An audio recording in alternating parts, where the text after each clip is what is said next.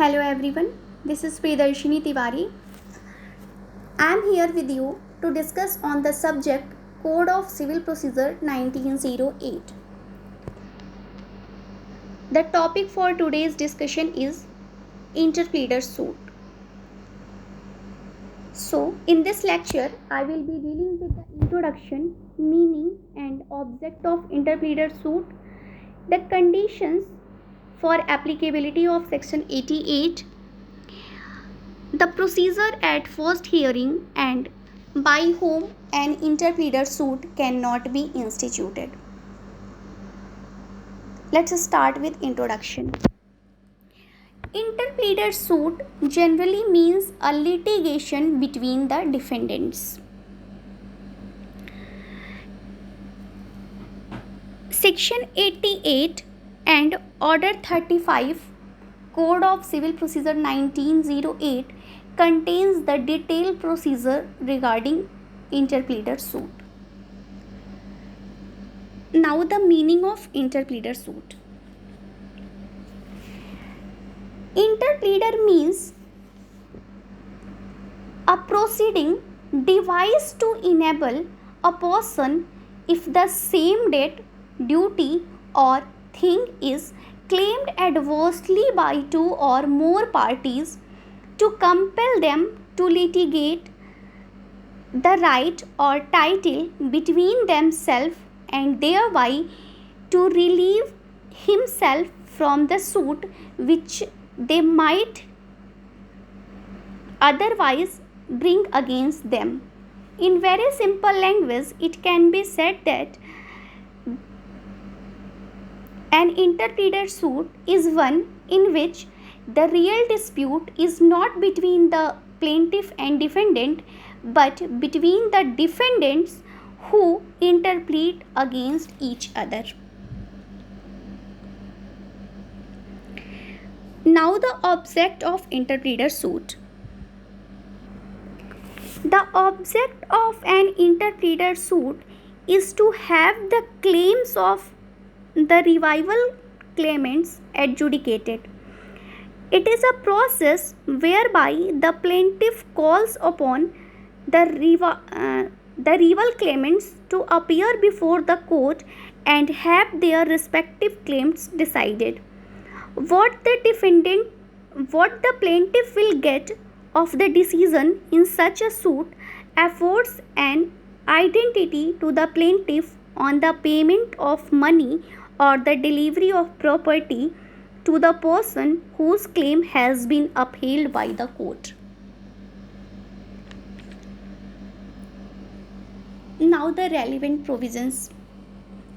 Section 88 of Code of Civil Procedure 1908 talks about an interpleader suit, which says that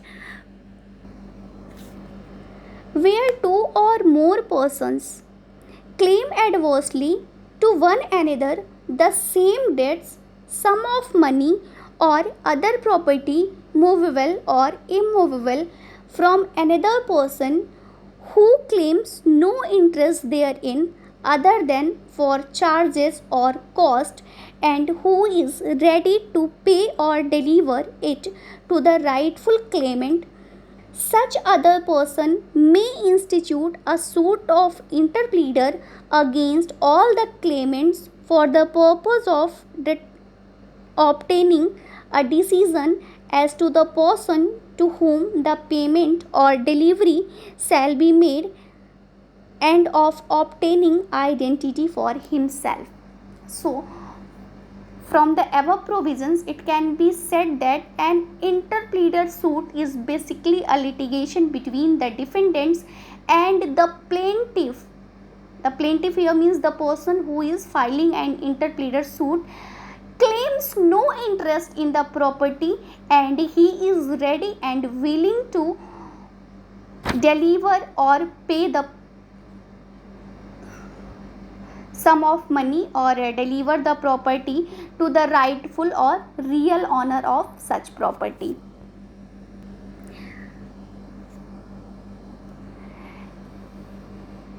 A proviso is attached with section 88 which says that if Any suit is already pending in any court in which the rights and liabilities of all the person concerned can be properly decided. In that situation, during the pendency of such suit, no interpleader suit can be filed. Now the conditions for applicability.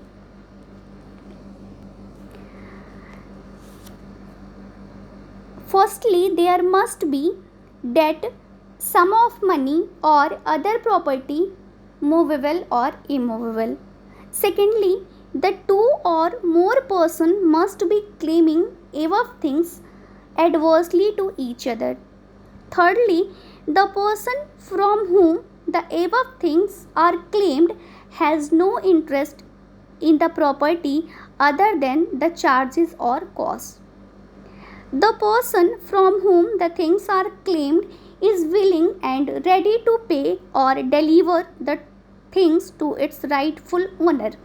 And in the last, no suit is pending in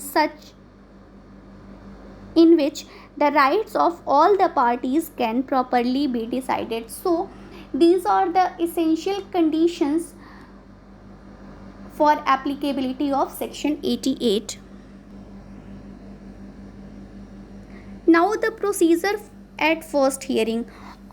Rule 4 of Order 35 talks about the procedure at first hearing, where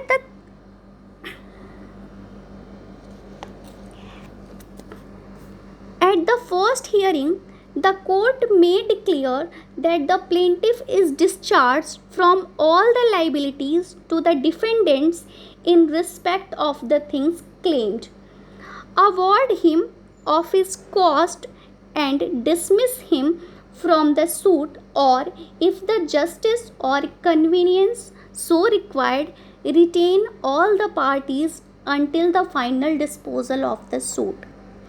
Where the court finds that the admission of the parties or other evidences are sufficient to enable it to decide the title of thing claimed, it will adjudicate the matter. But however it is not so, it will direct that the issue or issues between the parties be framed and tried on later.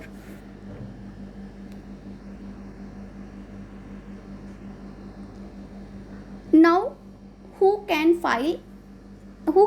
file an interpleader suit? Order 35, Rule 5 says that an agent and tenants may not institute the suit in certain circumstances.